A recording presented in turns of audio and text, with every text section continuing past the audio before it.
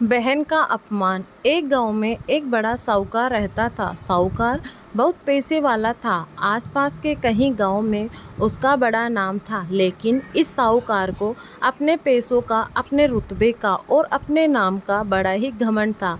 वह अपने नाम को बनाए रखने के लिए बहुत ज़्यादा सोचता था और बिना किसी की भावनाओं की कद्र किए वह सब करता जो उसे लगता था कि करना चाहिए। साहूकार को कई सालों बाद एक संतान प्राप्ति हुई थी।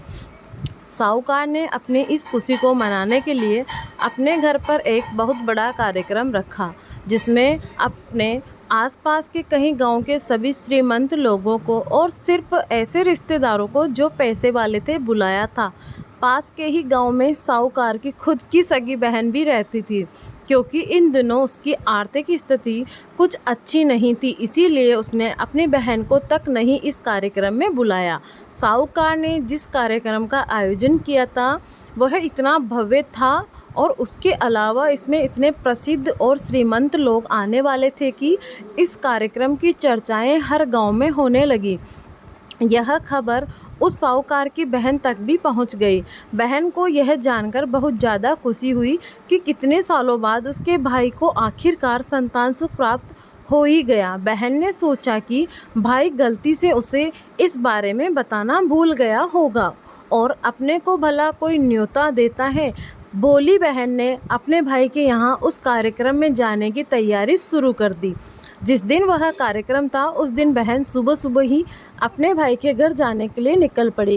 रास्ते में अपने पुराने मैले कपड़े देख उसे ख्याल आया कि अगर किसी और के घर जाना होता तो मैं ऐसे कपड़ों में जाने की सोचती भी, लेकिन मैं तो मेरे अपने घर मेरे मायके जा रही हूँ, वहाँ मुझे सब सोचने की क्या ज़रूरत है। जैसे ही वह अपने मायके पहुँची, वहाँ का भव्य आयोजन देखकर वह बहुत खुश हो गई और उसे अपने भाई पर बहुत गर्व हुआ। वहाँ पर वह जल्दी से जल्दी अपने भाई को मिलकर उसकी खुशी में शामिल होना चाहती थी, पर वह तुरंत सीढ़ियाँ चढ़कर घर के अंदर प्रवेश कर गई। उसने देखा कि उसका भाई मेहमान के तौर पर आए सभी धनाढ़ और नामी लोगों का स्वागत में व्यस्त हैं। बहन जैसे ही अपने भाई की तरफ उससे मिलने के लिए बढ़ी, उसके भाई की नज़रें उस पर पड़ गई और अपनी बहन को ऐसे मैले पुराने कपड़ों में देखकर भाई ने उससे मिलना तो दूर बल्कि तुरंत बहाना बनाकर वहाँ से निकल गया। बहन ने सोचा, इतने लोगों में बेचारा अकेला भाई क्या क्या करे, ज़रूर उसे कुछ काम याद आ गया होगा, इसीलिए वहाँ से चला गया होगा। वह बाद में अपनी भाभी से मिलने गई। भाभी ने उनका स्वागत किया और उसे खाना खाने के लिए आग्रह किया। बहन ने सोचा, ठीक है, पहले खाना खा लेती हूँ, फिर बाद में भाई से मिलूँगी। बहन खाना खाने के लिए पनघट में बैठी। साहूकार ने देखा कि अपनी बहन सभी धनवान मेहमानों के बीच उसकी गरीब बहन बैठी हुई है। सभी कीमती पोशाक पहने लोगों के बीच उसकी बहन जो पुराने मैले कपड़े पहनकर बैठी थी, यह साहूकार से देखा नहीं गया। उसने अपनी बहन को अपने पास बुलाया, भला बुरा सुनाया और वहाँ से जाने के लिए बोला।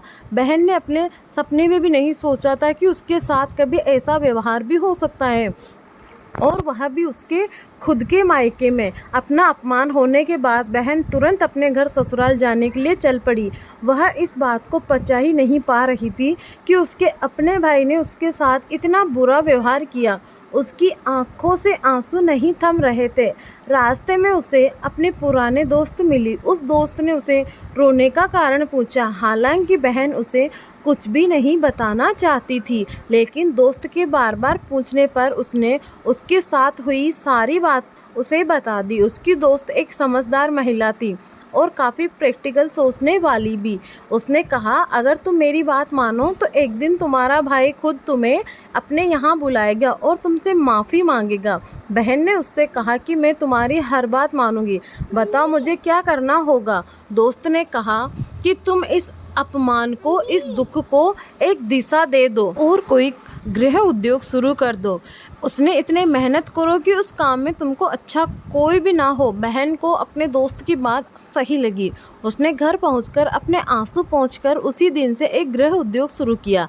उसने दिन रात मेहनत की, अपने साथ कहीं और गांव की महिलाओं को जोड़ा और देखते ही देखते उसका गृह उद्योग चल पड़ा। कुछ ही सालों में आसपास के 50 में गांव में उसका नाम और रुतबा काफ़ी बढ़ गया और सब पैसों के मामले में अपने भाई से भी ज़्यादा बड़ी बन गई। भाई को भी जब यह पता चला कि उसकी बहन इतनी श्रीमंत हो गई है तो उसने सोचा कि एक बार उससे मिलकर आया जाए। वह जब अपनी बहन को उसके घर मिलने पहुंचा तो बहन ने उसका स्वागत किसी राजा महाराजा की तरह किया, उसके पसंद का खाना खिलाया। बहन का ऐसा व्यवहार देखकर भाई को अपनी पिछली गलती का एहसास हुआ, इसलिए उसने अपनी बहन को अपने घर होने वाली पूजा के लिए आमंत्रित किया। कुछ ही दिनों बाद बहन अपने भाई के यहाँ उस पूजा के लिए पहुँच गई। जैसे ही बहन अपने भाई के घर पहुँची, उसका भाई उसके स्वागत के लिए दरवाजे में ही खड़ा था। बहन अपने महंगी गाड़ी में आई थी। उसने बहुत कीमती साड़ी और उससे भी ज़्यादा कीमती गहने दागिने पहन रखे थे। बहन का ऐसा ठाट बाट देखकर सिर्फ भाई ही नहीं बल्कि उसका पूरा गांव दंग रह गया।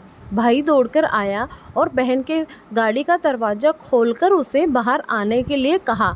बड़े प्यार से उसे पूजा का प्रसाद ग्रहण करने के लिए बुलाया। बहन को इस बार 12 पकवान परोसे गए। चांदी की थाली में उसे खाना दिया गया। वह साथ में एक सोने की चम्मच भी रखी गई थी। उसके बैठने के लिए बेशकीमती पाट रखा गया था। बहन को यह सब देखकर उसके वह पुराने दिन याद आ गए जब भाई ने उसे बिना खाना खिलाए ही भला बुरा कह कर वापस कर दिया था।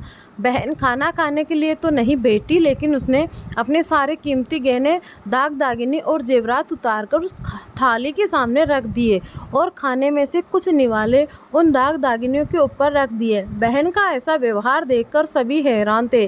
किसी को समझ में नहीं आ रहा था कि बहन ऐसा क्यों कर रही है। आखिरकार वह क्यों उन लोगों को खाना खिला रही है।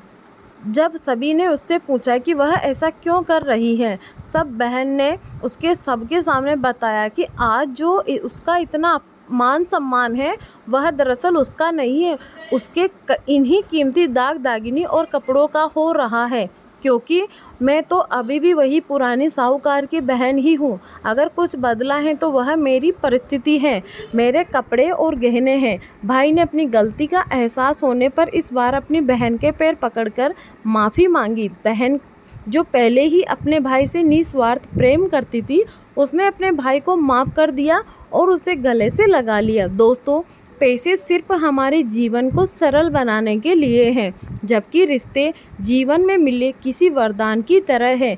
अगर उन्हें सच्चे मन से और निस्वार्थ भाव से निभाए जाए, पैसे खर्च हो जाए तो आप बाद में भी कमा सकते हैं, मगर रिश्ते खर्च हो जाए, टूट जाए तो दुनिया का सारा धन भी आपको उन्हें वापस नहीं मिला सकता। दोस्तों, आपको ये कहानी कैसी लगी आप कमेंट सेक्शन में ज़रूर बताएं। धन्यवाद।